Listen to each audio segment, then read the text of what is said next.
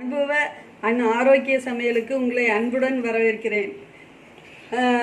இன்னைக்கு நம்ம செய்ய போகிற ரெசிபி ரவை கச்சாயம். சேலம் மாவட்டத்தில் இது ஃபேமஸான இது ஒரு ஸ்வீட்டுங்களாம். நீங்கள் இதை செஞ்சு பாருங்கள், ரொம்ப நல்லாயிருக்கும். இதுக்கு தேவையான பொருட்கள் ஒரு கப்பு, ஒரு டம்ளர் மைதா, ஒரு டம்ளர் ரவை, ஒரு டம்ளர் சர்க்கரை, ஒரு வாழைப்பழம், 4 முந்திரி பருப்பு, 4 பாதாம் பருப்பு, ஏலக்காய், தேங்காய் கொஞ்சம். இதை நம்ம இப்போ இது எல்லாமே மிக்ஸ் பண்ணி போண்டா மாவு அளவு நம்ம கலக்கி வச்சுக்கலாம். நம்ம இப்போ இதை இதை பவுலில் இது எல்லாம் கலந்துக்கலாம்.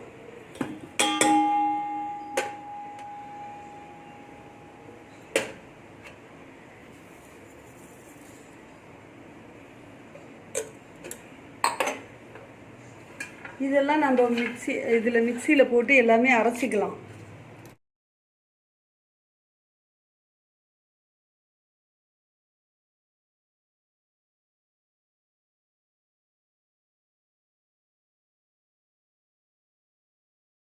கலந்துட்டு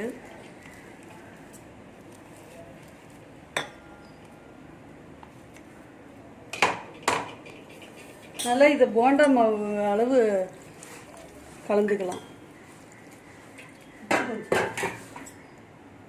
உப்பு கொஞ்சம் ஒரு பிஞ்சு அளவு, சோடாப்பூ இது ஒரு பிஞ்சு அளவு. இது நல்லா கொஞ்சம் போண்டா மாவு அளவு கலந்து வச்சிடலாம். 1 மணி நேரம் வெயிட் பண்ணலாம். அப்புறம் பொரிச்சு எடுத்துடலாம் எண்ணெயில்.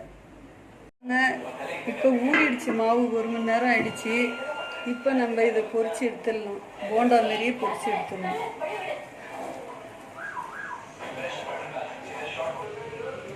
இது இப்போ எண்ணெயில் போட்டு பொரிச்சு எடுத்துடலாம். எண்ணெய் நல்லா மீடியம் சைஸில் காயணும், ரொம்ப காயக்கூடாது. காய்ஞ்சதுன்னா மேலே தீஞ்ச மாரி ஆகிடும், உள்ளே வெந்திருக்காது. போண்டா மாவு மாரி பண்ணி